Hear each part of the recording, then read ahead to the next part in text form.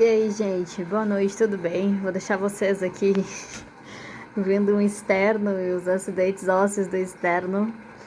Enquanto eu falo rapidamente, eu tô no bloco Unidos do Ciclo Clínico, revivendo, rememorando matérias do ciclo básico, mas só um comentário a respeito de todo esse furdunço em torno da Andressa aí, né? Esse furdunço recente. Nossa, em primeiro lugar, eu fico um pouco assustada com o quão, sei lá, moralistas essas pessoas são, né? Que criticam, pelo amor de Deus. É surreal, parece que as duas, ela e a Rebeca, estão, sei lá, assim, enchendo a cara de destilado misturado com cerveja caindo no meio-fio no Carnaval de Salvador. Adoro, inclusive. Estaria de bom grado se tivesse tempo e dinheiro, mas assim, não é o caso mesmo.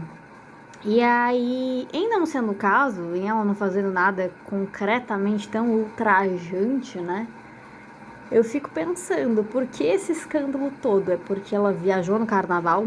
É pecado viajar no carnaval, gente. O que ela deveria fazer? Ficar trancada dentro de casa com uma saia até o pé, um hijab, fazendo as 5 preces do dia e voltada pra Meca? Pelo amor de Deus! E essa coisa de, mas teu filho tá lá, teu filho tá lá. Assim, ela tá sofrendo alienação parental, né? Ela tá sendo alienada da convivência do filho.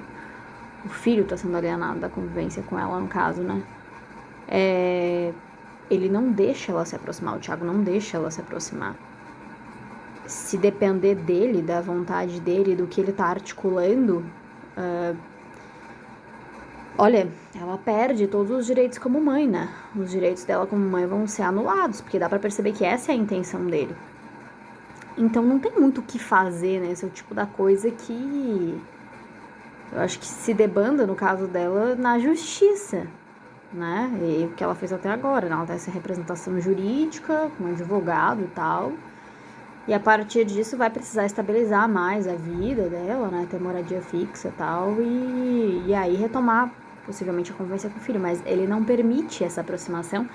E ele não permite a autonomia dela ou da família dela sobre o filho. Esse é o X. Ele é controlador, ele é autoritário e problemático nesse nível, né? Fosse ela, fosse a mãe dela, ele não permitiria esse afastamento do filho para conviver com eles. Acontece que a família do filho também é a família da mãe, né?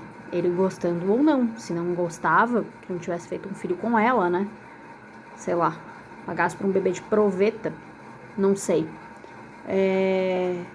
Eu acho que esse é o ponto mais absurdo dessa história inteira, que ele usurpe tanto os direitos dela, e eu não tô nem questionando aqui a capacidade que ela tem para ter uma autonomia primária sobre o filho, porque eu acho que ela não tem mesmo. Eu acho que ela tem que ficar como secundária no compartilhamento dessa guarda. Acontece que isso não anula os direitos dela como mãe e não anula o direito que ela tem a alguma autonomia, né, de tempo com o filho. Não é ir lá e olhar, sabe? Ela não violentou essa criança, ela não espancou essa criança, não tem indício de nenhuma violência desse tipo, entendeu? Então, esse direito não se perde, né? E é muito absurdo que ele esteja conseguindo passar por cima de todos os direitos dela como mãe dessa maneira e que tem a gente ficando ao lado dele porque, sei lá, porque a Messalina viajou no carnaval. Pelo amor de Deus, sabe? Ou porque o pessoal arrepiando os pelos do corpo, né? Porque as duas estão lá, ela e a Rebeca, meu Deus do céu, festando no carnaval, que absurdo, que absurdo. Sabe o que é o problema? É só porque são duas mulheres bonitas. São duas mulheres bonitas, chamativas, e esse povo é completamente reprimido, essas santarronas, né? Reprimido, apavorado, com medo de tudo, né? Com medo deles mesmos, dos próprios desejos, recalcado e tudo mais, invejosas, e aí fica com esse tipo de surpresa, né? De moralismo pra cima das duas, porque elas estavam viajando e sei lá o que. São duas mulheres sozinhas viajando, oh meu Deus, se arrumando, colocando roupa curta, indo pra um barzinho, gente. Faça-me o favor, né? Se isso é um indício de um caráter torpe ou questionável, sei lá, de alguém que gosta de esbórnia, então o país inteiro gosta, né? Porque o país inteiro tá fazendo disso pra muito pior. É leve o que elas estão fazendo ali. É um mero entretenimento. Ela fazer, sei lá, ela não deveria sair de casa, então. Pelo amor de Deus. eu espero sinceramente que ela consiga passar por cima também desse fanatismo, sabe? Porque eu acho que em parte a condição dela também é consequência desse fanatismo. Que fez ela entrar no casamento com o Thiago, que fez ela se calar muitas vezes, né? Pra agradar os desejos dele, pra obedecer o que ele queria. Tudo em nome desse ideal da esposa virtuosa e submissa que ela aprendeu dentro da igreja, né? Eu acho, inclusive, que a Andressa, ela se fanatizou muito depois daquelas internações, né? Por conta da infecção nas pernas, que depois virou sepse e tudo mais, né? É sabido que pacientes que passam por esse tipo de internação, né, muito longa, com agravamento no quadro e experiência de quase morte, esse tipo de coisa que saem, esses pacientes tendem a sair bastante traumatizados, com um emocional bem deteriorado, bem comprometido. E acho que foi o caso dela, porque ela já tem os diagnósticos que tem, já tinha na época, né? Dos transtornos que ela tem.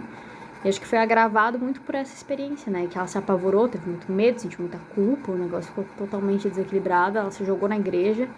Imagina, entregou 3 milhões, tudo que ela tinha, tudo que eles pediram na igreja ela entregou. Eu acho que muito em nome desse medo e dessa culpa, né?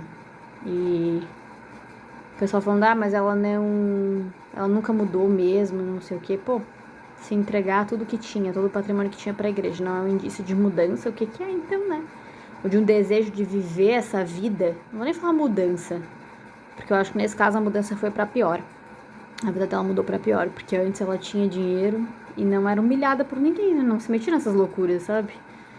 Não fazia filho que não podia criar, esse tipo de coisa. Ela tinha uma vida até mais estabilizada.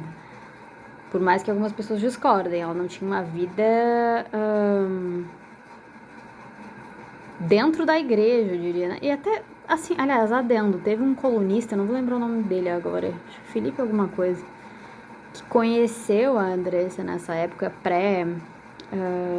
pré-conversão, e ele disse uma entrevista por aí, um bate-papo por aí, na época do lançamento do livro dela, Morri Pra Viver, que ele tinha encontrado várias vezes com ela na balada, e que ele nunca tinha visto ela fazer nada, nunca tinha visto nem... Ele falou assim, nossa, eu nunca vi a Andressa nem fumar, nunca vi nem vi a Andressa dar PT em festa, tomar porre, nada disso. Ele se surpreendeu com aquelas alegações dela sobre a própria conduta, né?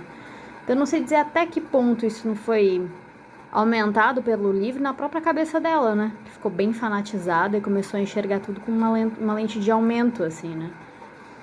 Então não sei nem dizer até que ponto essa perspectiva sobre a vida pregressa dela realmente é verdadeira. Mas, de qualquer maneira, eu acho que as coisas mudaram pra pior de lá pra cá, né? Enfim. Esqueci qual raciocínio que eu